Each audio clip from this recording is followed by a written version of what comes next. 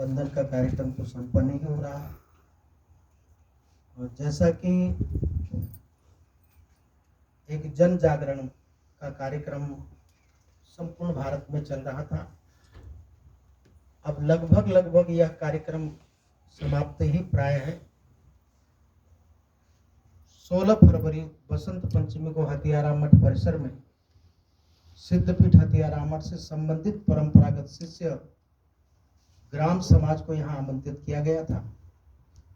मैं आभार करता हूँ उन शिष्य जनों का, आशीर्वाद देता हूँ उन सभी सदग्रस्तों को जो हमारे एक छोटे से आग्रह पर 1000 की संख्या में इस परिसर में आकर के राम मंदिर निर्माण सहयोग राशि नामक शीर्षक भेजते हुए निमंत्रण भेजा था, और वह देखने के बावजूद भी लोग यहाँ पर 1000 की संख्या में आए, अपनी उपस्थिति दर्ज कराई। ये मेरे लिए बहुत ही प्रसन्नता की बात है।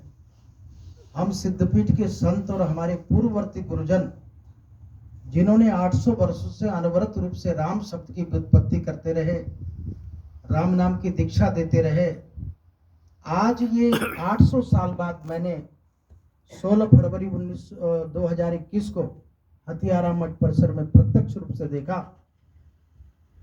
कि राम मंदिर निर्माण के प्रति हमारा शिष्य समाज कितना उत्साहित है। इसकी मैं प्रसन्नता व्यक्त करता हूं। हालांकि यह कहते हुए मुझे संकोच नहीं हो रहा है कि धन संग्रह जो अपेक्षाएं की जाती हैं या जिस उदारता से प्राप्त होना चाहिए था, वो हमें प्राप्त नहीं हो सका। उसका कारण भी मैं समझता हूं, क्योंकि गांव में पहले से ही वह जो धनराशि संग्रह कार्यक्रम चल रहा था वो कई चरण में बीत चुका था। मुझे लगता है भारतीय जनता पार्टी के कार्यकर्ता भी और हमारे जो राष्ट्रीय स्वयंसेवक संघ के जो संत जन हैं, प्रचारक वर्ग हैं, कार्यकर्ता लोग हैं, वे भी ऐसा कार्य संपन्न करा रहे थे। और अंत में जाकर के हमारे प्रांत प्रचारक जी, हमारे माननीय भोलेंद्र जी, जिन्होंने यहाँ पर वह मुझे प्रेरणा दी कि मैं भी इस कार्यक्रम को शिष्य समाज से जुड़ूं।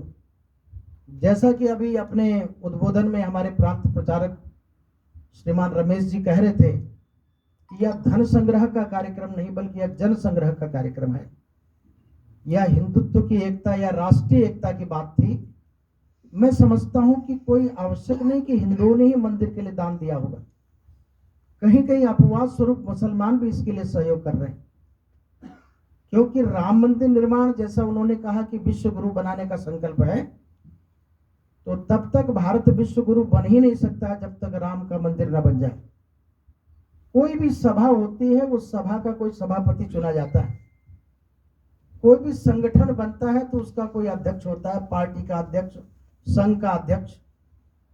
उसी प्रकार से राष्ट्र भारत के संपूर्ण अध्यात्मों का जो अध्यक्ष हमारा श्री राम है, राम की अध्यक्षता जब तक राम को स्थापित नहीं किया जाएगा तब तक अध्यक्षता कौन करेगा। और ऐसे राम की उपस्थिति में प्रतिष्ठा के पश्चात निश्चित रूप से हम राष्ट्र निर्माण करेंगे। पहले राम मंदिर का निर्माण, मैं ये मानता हूं कि राम ही हमारा राष्ट्र है। जब राम के जीवन चरित्र पर दृष्टिपात किया जाएगा तो निश्चित रूप से वह भारत राष्ट्र दिखाई देगा। और आज जो भारत विभाजन हो गया है तो कहीं ना कहीं वह राम संस्कृति, सीता संस्कृति, रावण, जहां जहां रावण रहा है वहां भोजन कभी घर में पारायण नहीं हुआ। और देश भारत के अंदर जब जब हम लोग राम के सानिध्य में गए हैं तब देश आराम में रहा है। किसी ने कहा है राम कहो तो आराम मिलेगा। इसीलिए तो अंत में जीवन में जब विश्रांति नहीं मिलती है तो महाप्रयाण काल में हम सब लोग उस पार्थिव देह को शरीर पर अपने कंधों पर उठाकर राम नाम सत्य कहकर ये संतोष करते हैं कि वैसे तो आराम नहीं मिला, कम से कम ऐसे ही आराम मिल जाए। तो ऐसे ताकतवर शक्तिशाली परमात्मा श्री राम के चरणों में मैं आज अपने पत्रकार समुदाय की उपस्थिति में अपने शिष्य जनों के माध्यम से आया हुआ धन, अभी बलिया जनपद से थोड़ा विलंब से वहां पर जो विचार गोष्ठी हुई थी काफी विलंब से हुई है, और उसके कारण जनपद बलिया से मैं समझता हूँ फिलहाल हमारे पास क्या कुछ धन संग्रह हुआ है, उसकी चर्चा हम करेंगे, पत्रकार बंधुओं से कर लेंगे। आप सब शिष्य जन यहाँ जो उपस्थित हुए हैं, उस दिन 1000 थे, आज इसलिए कम है कि हमें सबको आमंत्रित करने की आवश्यकता नहीं लगी, क्योंकि सब पारदर्शिता के साथ हो रहा है।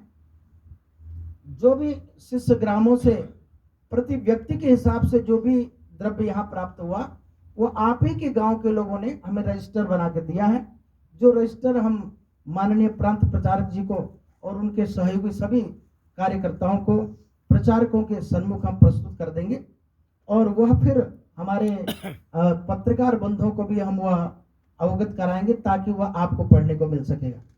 मैं ये कहना चाहूँगा कि धन संग्रह के मामले में जहाँ तक मुझे ज्ञात है, जो मेरे पास आया है, लगभग 24,42,000 रुपये मेरे पास टोटल प्राप्त हुआ है।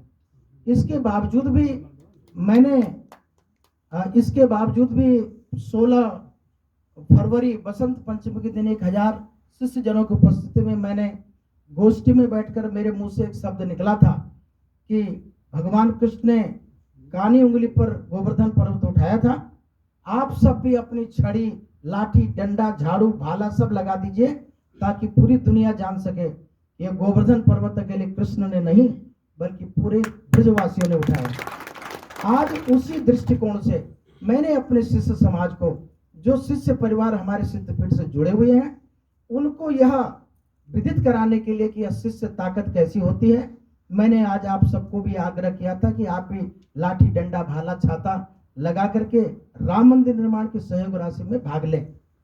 तो अब आप समझ सकते हैं कि हमें जो 22-23 लाख के लगभग प्राप्त हुआ है, उसके पश्चात मैं प्रांत प्रचारक जी से विनम्रता पूर्वक कहना चाहूंगा कि मेरे भी मठ के बहुत सारे कार्यक्रम चलते हैं। आप देख सकते हैं लगभग 50, 60, 70 लोग कार्य कर रहे हैं, और मुझे अभी निकट भविष्य में यानी 11 मार्च को महाशिवरात्रि है। शिष्य समाज के लोग जानते हैं कि महाशिवरात्रि किस स्तर पर मनाई जाती है और उसका क्या व्यय आता है। उसके पश्चात 18 मार्च को मेरे इस गद्दी नसीनी के 25 साल पूरे हो रहे हैं, जिस पर मैं एक छोटा कार्यक्रम आयोजित करना चाहूँगा। हमारे प्रांत प्रचारक जी भोलेंद्र जी और हमारे विभाग कार्यवाह प्रचारक जी और तमाम जितने भी प्रचारक बंधु, अगर आप सबकी मदद रही, आप सबके का सहयोग रहा, तो मैं कोशिश कर रहा हूं कि योगी जी इस कार्यक्रम में उपस्थित हो सके, क्योंकि 18 मार्च को ही मेरी 25 साल पहले गद्दी नसीनी हुई थी, और वह हमारी गद्दी नसीनी का एक रजत जयंती के रूप में हम लोग 1 दिवसीय 2 दिवसीय कार्यक्रम मनाने जा रहे हैं। तो वह पत्र, वह निमंत्रण आपके घर घर चला जाएगा, पर शिष्य ये ना समझे वो पत्र गुरुजी ने भेजा है तो फिर धन संग्रह करना है। आपको कुछ भी नहीं करना, आपको श्रद्धा पूर्वक उस कार्यक्रम में पधारना होगा। बुढ़िया माई को नमन बंदन करिएगा, एक जय घोष करिएगा, एक बार जय श्री राम वहां बोलिएगा, ताकि सब कुछ निर्विघ्न संपन्न हो सके। उसके पश्चात हरिद्वार का कुंभ आ रहा है, जिसकी शाही और पेशवाई सब निकल रही हैं। मुझे भागते हुए हरिद्वार जाना पड़ेगा, क्योंकि जूना अखाड़े का 5वें नंबर का महामंडलेश्वर भी हूँ, वह जिम्मेदारी भी निभाना है। फिर वहां से भागते हुए आऊंगा तो अप्रैल मास में फिर हरिहरपुर की नवरात्रि मुझे करना होगा। आप जानते कितना व्यय आने वाला, बशर्ते मेरी ताकत तो बुढ़िया माई है। तो बुढ़िया माई के चरणों का चिंतन करते हुए मैं उद्घोष करना चाहता हूँ, प्रांत प्रचार कर कमलों में आज मैं अपने मठ की तरफ से, शिष्यों की तरफ से और अपने से जुड़े हुए समाज की तरफ से 1 करोड़ 1 लाख 1,001 रुपया राम मंदिर निर्माण के लिए घोषणा करता हूँ। और केवल घोषणा ही नहीं, क्योंकि हम साधु संत महात्मा हैं, हम लोग नेता नहीं है कि भाषण करेंगे और राशन नहीं देंगे। तो हम चाहते हैं घोषणा के साथ साथ हम वो धनराशि भी अभी प्रांत प्रचारक जी के कर कमलों में सुपुर्द करने जा रहा हूँ। लौटू उठाइए प्रमुख जी पीछे बैठे। तो ये कोई बात नहीं है, हमने सबके बदले 75 लाख रुपए जोड़ दिया उसके साथ। आप बैठिए, आपकी घोषणा हो जाए। ये हम प्रांत प्रचारक जी भूलेंद्र जी विभाग जी के कार्य कमलों में